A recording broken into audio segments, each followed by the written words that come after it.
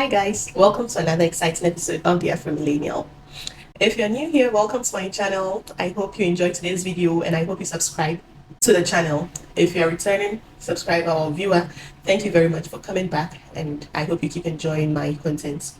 Okay, so in today's episode, I'm going to talk about the widespread protest that's going on in Kenya, the protest against the budgets proposed by the ruling government that have led to the death of at least 10 people. And it's been happening for more than a week now. I'm just going to dive right in. What brought about the riots, or what brought about the protests, not riots? It started as peaceful protests. So every year, the government of Kenya presents a budget to Parliament, which is then approved. I think the budget goes from July to June of the next year. So every year, they have to make a new budget, like in every country.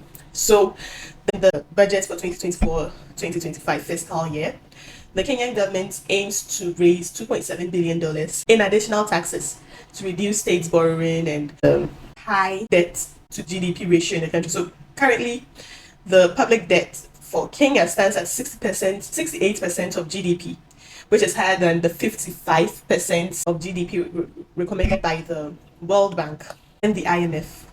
So due to liquidity challenges, Kenya went to IMF to borrow money, to get a bailout. But then the IMF requires Kenya to meet some revenue targets before accessing additional funding from them.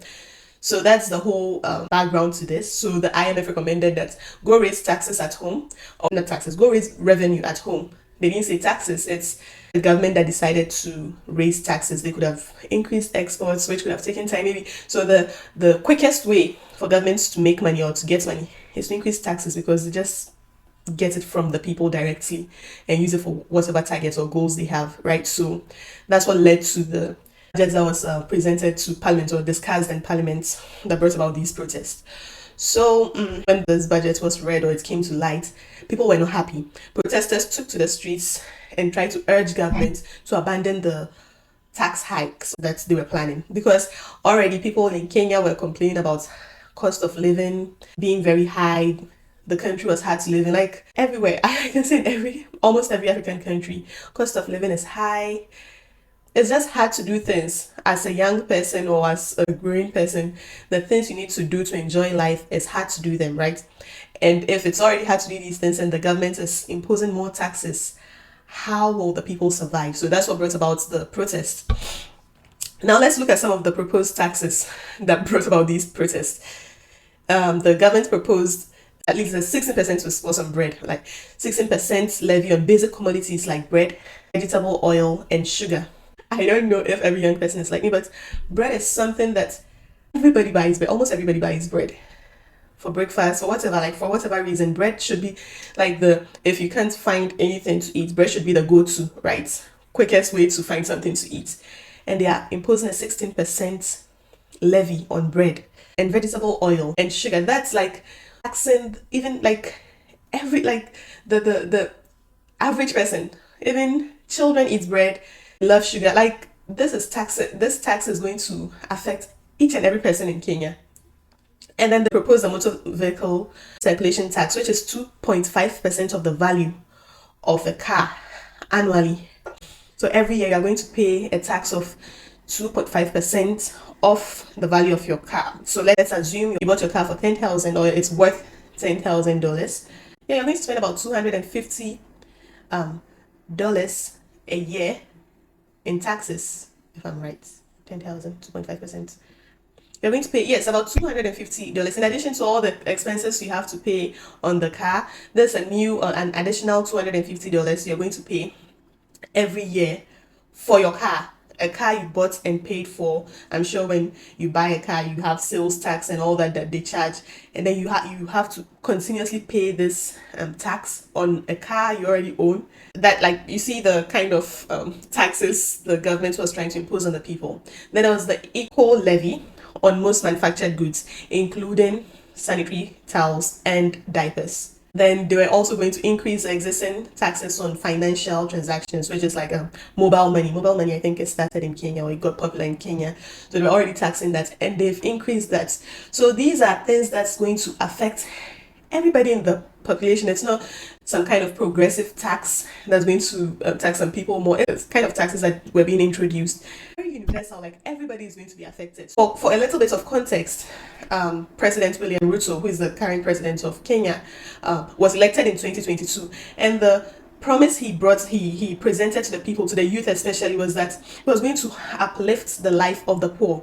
Yet he came, and then last year in the budget he introduced a housing tax. He raised the personal tax income rates and all that, and it got people angry. If you came in to help the poor people, why are you oppressing the poor further? That's like the disappointment, the betrayal that the Kenyan people are feeling, because this guy came and made promises that he's going to make the lives of the ordinary Kenyan better, and it feels like he let their hopes down because they had hope in him and they voted for him. So when the protest started last week, I think it started last week, Tuesday, the 18th of June. When the protest started, the government amended the budget. They removed some of the taxes, like the tax on the bread. And for the amendment they did, it's like they were losing the targets they had. $2.7 billion they were trying to raise. After amending it, they said they were going to, it's going to cause a deficit of like over $1 billion. So the government thought they had done their best, right? But the people, let me just say, they removed the tax on bread and the basic commodities and all that.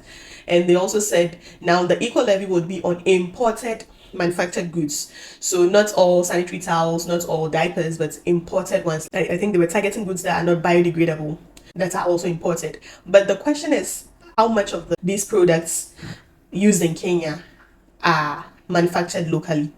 If most of these products are manufactured locally, then good. Say you are removing the tax on locally manufactured goods, then you are doing the people a favor. But if most of these things are imported, then it's just saying the same thing in a different way. The burden is still on the people. So, well, the government did that and brought a new budget, proposed a new budget, like with all these amendments.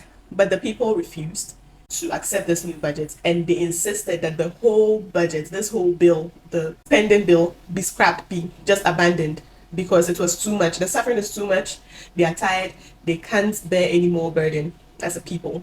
Now, I attack Parliament because on the 25th of June, the protest got very violent. Like everything escalated so quickly.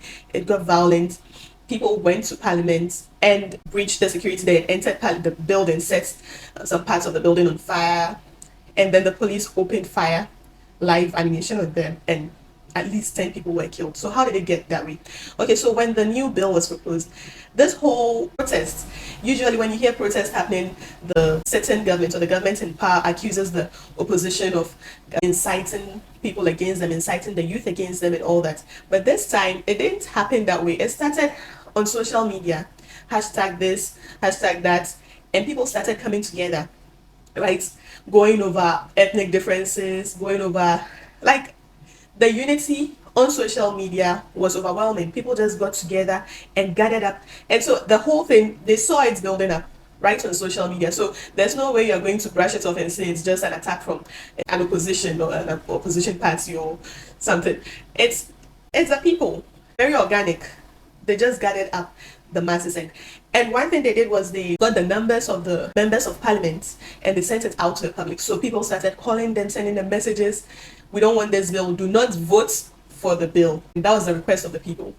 But then when the members of parliament went to parliament, they voted in favor of the bill because the majority of the members of parliament are in support of the government, or the government of the president, yes, of the government. So they voted in line with the wishes of the government. They did not fulfill the request of the people who put them in power. If you are a member of parliament, you are representing some people who voted for you to represent them in parliament. When laws are being made, you are representing the people, your constituents, I think that's what caused the whole escalation, because they asked people, their representatives, to do this, and then they went and did something else. So once they got in parliament, like, everything just got messy. Now, thankfully, the president has, after all the violent protests that happened on Tuesday and all that, all the international backlash, comments coming in from all over, people, it gained worldwide interest, right? So the president came out and conceded, and he said he wasn't going to sign the bill. Yes, the bill that was passed by parliament. So now that is hanging. But the people are not satisfied. They are calling for his resignation. And I think it's no longer more about the hardship, it's no longer about the bill. It's more about the betrayal that people feel by the presidents, by the ruling governments, by their elected representatives. Because if we talk and you don't hear, and we have to go to these extremes for people to die before anything will be done to help us, then there's something wrong. And they want those people in power to leave. And like, that's, I get the disappointment, I get the feeling of betrayal that the people are feeling, but I sympathize with the people of Kenya. It's not nice to hear something like that happening in another African country. It could be any other African country, because most African countries are facing these things. In fact, when you look at the economic indicators for Kenya, they are not as bad as some other African countries. But see what's happening. What does this mean for other African countries, or the leaders of other African countries, when they see these things and they know they are doing worse than even Kenya is doing? First thing politicians say, or most politicians say, when people confront about how high taxes are in their country, or something like other countries, when you go to European countries, when you go to Western countries, they are taxing more. It's different. You can't compare an African country to a European country or a Western country like the US or some other country. I think the country with the highest tax rates is Belgium. So I did the small table comparing macroeconomic indicators from Belgium, UK, US, and Kenya, and look at the difference between GDP per capita for these countries and GDP per capita for Kenya. So if you are comparing these countries, or your country to these countries, when you want to tax your people, then you should be comparing other macroeconomic indicators, not just the taxes, the tax rates or something. If you are going to tax as high as the US or the UK or Belgium, then you should aim to make sure that your people get high incomes to be able to live the kind of lives people in those countries are living. Look at inflation. I mean, when I looked at Kenya, when I was doing this, when I was looking for these figures, these are mostly 2022 figures. I was quite like impressed with Kenya's economy compared to some other economies in Africa. So if Kenya is going through this phase, and all started on social media by the youth, then I think the leaders in other African countries should sit up and get their house in order, because everybody's watching. There's the age of social media, the age of information. So everybody's watching, and people will pick up these things, and then I don't know. I'm not saying it's going to happen in other countries, but leaders should sit up. They need to do better. African leaders need to do better for the continent, for their countries. And so let me know in the comment section what you think about all these things. If you are in Kenya, if you know much more about like what's happening, let's talk about it. Let's see what's happening. It's a problem in the whole of Africa. So it's good. I'm not happy how things turned, but it's good people are listening now. And yeah, let me know in the comment section what you think about these things, how you think. If you think that's not the right way to go about it, and you think there's a better way to go about it, let me know. Like, let's just get the discussion going. It's going to help the whole continent. It's going to help young people everywhere, because if things get better in the economy, it's going to affect lives positively. So just let me know in the comment section what you think. Also, if you've stayed with me to this point in the video, please like the video, share with people who you think might benefit from this conversation, and also subscribe to the channel if you already haven't done so. So this is where I'll bring today's conversation to an end.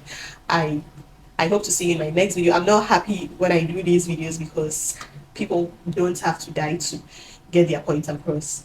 But yeah, if it has happened and we need to talk about it, and I'll keep bringing the information no matter how unhappy it makes me. So I hope to see you in my next video, and I hope the next video will bring good news. Hopefully that things are better in Kenya and all that. So I wish to see you in my next video, and I hope you have a great day. Bye bye.